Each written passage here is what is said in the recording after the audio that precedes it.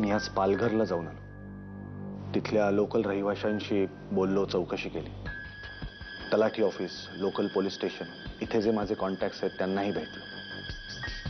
त्या भागात आदिवासींच्या जमिनी हडपण्याचे प्रकार खूप आहेत. पण तुम्ही जी जमीन म्हणताय ती अजूनही इंटॅक्ट आहे. त्याच्यावरती कुठल्याही कंपनीचा कुठलाही प्रोजेक्ट उभा राहत नाहीये. स्कायकॉम नावाची कंपनी अस्तित्वात नाही. माझ्या असिस्टंटनी रजिस्टर ऑफिसमध्ये जाऊन माहिती काढली. स्कायकॉम या नावाने कुठलीही कंपनी रजिस्टर्ड नाही. पण मग ते पैसे, तो कृष्णन नावाचा माणूस, उन्नी कृष्णन, चेंबरत्ती कृष्णन असं काहीतरी नाव आहे त्याचं. फिक्सर आहे. टर्फ क्लब पासून मंत्रालयापर्यंत सगळीकडे सापडतो. ज्यांनी कोणी हा कट रचलाय ना, त्यांनी ह्या कृष्णनचा असा उपयोग करून घेतलेला आहे. खरं तर या कृष्णनचा अर्थार्थी या सगळ्याशी काहीही संबंध नाही. पण मग हा सगळा खटाटोप कशासाठी? मे बी तुम्हाला ऑब्लिगेशन खाली ठेवण्यासाठी. बघा ना, कोणाचं काहीच गेलेलं नाहीये. कुठल्याही आदिवासीची जमीन गेलेली नाहीये. कुठल्याही कंपनीचे पैसेही गेलेले नाहीये. तरीही तुम्ही तुमच्या पार्टनरला 2 कोटी रुपये देणं लागतं. It's a trap mister Vanarase, it's a trap. पण मिस्टर भुतकर, तुम्ही माझ्या जीवावरचं एक मोठं ओझं दूर केलंय. I can thank you enough. मी फक्त माझं काम करत होतो आणि त्यासाठी तुम्ही मला माझी फी पण देणार आहात. हो, पण आभार प्रदर्शन आत्ता नको. आपण असं गप्पा मारत राहणं योग्य नाही. कोणीही कधी येऊ शकतं.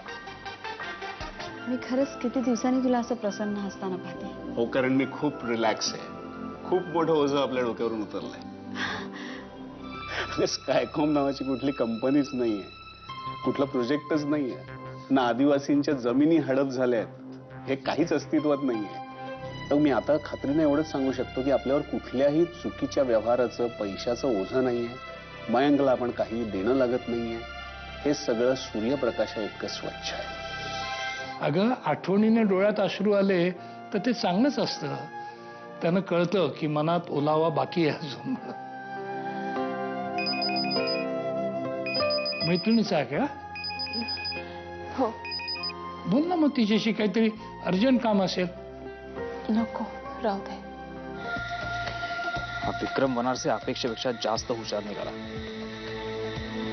ठीक आहे, असं तर असं.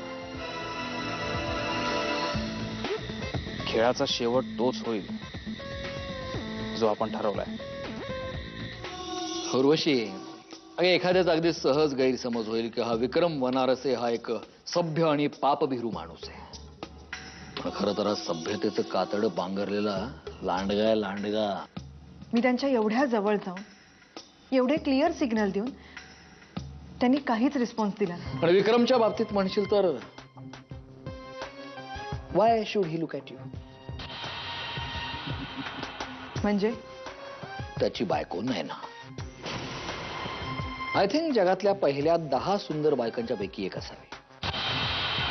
ती घरी असते आणि ऑफिसमध्ये आय डोंट थिंक तुझ्यासारख्या मुलीसाठी त्याच्याकडे स्पेस शिल्लक आहे. माझ्यासारख्या मुलीसाठी म्हणजे मी काही रस्त्यावरचा पालापाचोळा आहे? मनात आणलं ना तर मी शिकार केलेल्या अनेक जनावरांची मुंडकी मी घरातल्या भिंतीवर लावू शकते.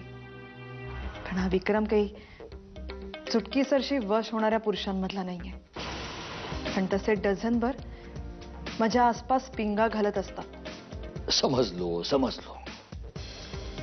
आणि मीही त्यापैकीच एक आहे हे सुद्धा मान्य करतो. टाकाला जाऊन भांड लपवणाऱ्या जमातीतला मी नाहीये आणि विक्रम सारखा ढोंगी पण नाहीये. पण विक्रम, हा जो कोणी माणूस आहे तुझ्याबरोबर हे असं का करतोय? तू याचा विचार केलायस कधी? तू एक आर्किटेक्ट आहेस. तुझ्याशी असे जीवघेणे खेळ का खेळेल कोणी? बिलीव्ह मी, ज्या क्षणी पहिली चिठ्ठी आली होती ना त्या क्षणापासून आजपर्यंत मी हाच विचार करतो. हे सगळं माझ्याबरोबरच का? पर उद्या जर मला कळलं की मयंक ह्याच्या पाठी आहे तर आय कॅन अंडरस्टँड. कारण त्याला मी धुरंधर आणि धुरंधरच्या बाहेर हवाय. आणि मयांक नसेल तर then I have no clue.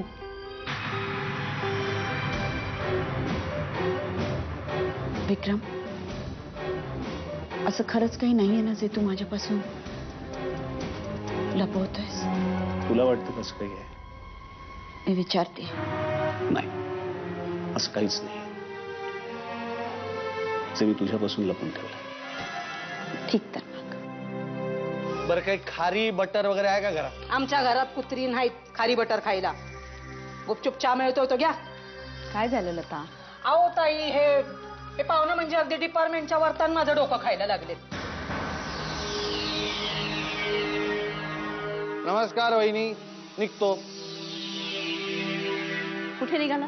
काय वहिनी, जाणाऱ्याला कुठे असं विचारायचं नसतो. अपशगुन होतो. तुम्हालाही होतो? म्हणजे वहिनी, तुम्हाला ॲबॅकस नावाच्या सापाची गोष्ट माहिती? नाही. मग मी सांगतो ना. ॲबॅकस नावाचा साप असतो ना, तो स्वतःचीच शेपूट तोंडात घेऊन खायला सुरुवात करतो आणि थोड्या वेळाने स्वतःच स्वतःला खाऊन टाकतो. तुमच्या विक्रम सारखा.